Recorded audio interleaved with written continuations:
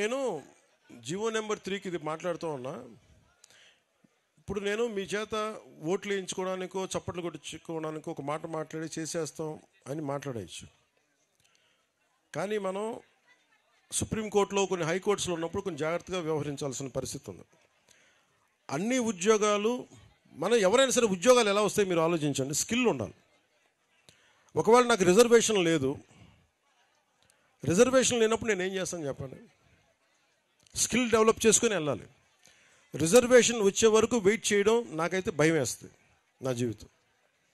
So నేను మీరు చెప్పిన GO3 ఏదైతే ఉందో దాని గురించి ముఖ్యమంత్రి గారి దృష్టికి తీసుకెళ్తాను. ఈ లోపు మీరు ఆర్థికంగా ఇబ్బంది పడకుండా మీకు స్కిల్ డెవలప్మెంట్ చేస్తే మీకు ఫలితాలు వస్తాయి, మీకు ఆర్థికంగా బలోపేతం అవుతారు. మీలో నేను మొన్న పోయినసారి అరకుకి పోయినప్పుడు ఒక కుర్రోడికి మార్షల్ ఆర్ట్స్ వచ్చు, మలేషియాలోకి వెళ్దామంటే అన్న నాకు సపోర్ట్ చేయట్లేదని. అలా ఎంతమంది మీరు ప్రతిభ మీలో ఎంతమంది ఉందో మీకేం తెలుసు? మిమ్మల్ని మౌంటైనీరింగ్ పంపించామనుకోండి, మీరు ఒకటి తెన్సింగ్ నాకేలా ఉన్నారేమో. మీ ప్రతిభ పాఠవాల్ని బయటికి, మీ సమర్థత బయటికి తీయాలి. మీరు గొప్ప రన్నర్స్ ఉన్నారేమో, మ్యారథాన్ రన్నర్స్, గోల్డ్ మెడలిస్ట్ సాధించగలరేమో, మీరు గజీతగాళ్ళు ఉన్నారేమో, సైంటిస్టులు ఉన్నారేమో, లేదంటే గొప్ప IASలు IPSల స్థాయి ఉందేమో, గొప్ప పోలీస్ అధికారుల స్థాయి ఉందేమో. ఇవన్నీ మనకు తెలియదు కదా. అందుకని ఈ ప్రభుత్వం పెట్టింది ఏంటంటే స్కిల్ డెవలప్మెంట్ మీద దృష్టి ఎక్కువ పెట్టింది. హక్కులతో పాటు, జీవోలతో పాటు, కాన్స్టిట్యూషన్ పరంగా, రాజ్యాంగ పరంగా ఎలాంటి హక్కులు లభించేలాగా ముందుకు తీసుకెళ్లడంతో పాటు స్కిల్ డెవలప్మెంట్ చాలా బాధ్యతగా తీసుకున్నాం. అందుకనే నేను కోరుకుంటుంది ఏంటంటే ఇక్కడ సినిమా పరిశ్రమ కూడా రావాలి. వీళ్ళు ఎవరో బయట దేశాలకు పోతూ ఉన్నారు. ఆ డబ్బులు కనుక ఇక్కడికి వస్తే ఇక్కడున్న 50 మంది ఆడపడుచులకు కానీ ఇక్కడున్న 25 మందికి ఒకరోజు షూటింగ్ చేసే డబ్బులు వస్తాయి మనకి.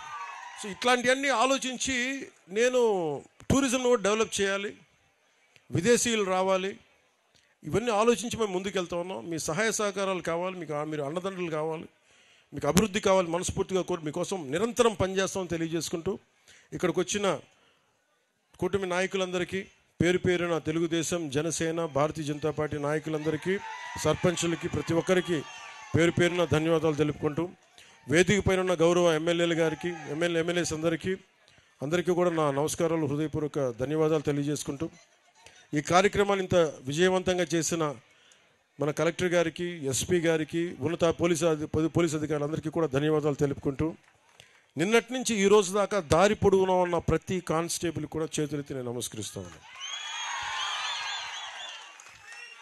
సో మనస్ఫూర్తిగా మీ అందరికీ, అలాగే ఈ రోజున నేను ఒక మాట చెప్పి ఫండ్స్ సరిపోవట్లేదంటే ఉన్న ఫండ్స్లో ఎలా అడ్జస్ట్ చేయొచ్చని ప్లాన్ చేసిన కృష్ణతేజ గారికి, PS మధు గారికి, OSD వెంకటకృష్ణ గారికి కూడా మనస్ఫూర్తిగా ధన్యవాదాలు తెలియజేసుకుంటూ మరోమారు ప్రధానమంత్రి గారికి నా ప్రగాఢమైన కృతజ్ఞతలు తెలియజేసుకుంటూ ఈ కార్యక్రమాన్ని ఇంత తక్కువ సమయంలో మాకు అవకాశం ఇచ్చి పెట్టుబడులకి మాకు నిధులు సమకూర్చిన గౌరవ ముఖ్యమంత్రి గారికి, శ్రీ నారా చంద్రబాబు నాయుడు గారికి మనస్ఫూర్తిగా ధన్యవాదాలు తెలియజేసుకుని సెలవు తీసుకున్నాను. జై హింద్.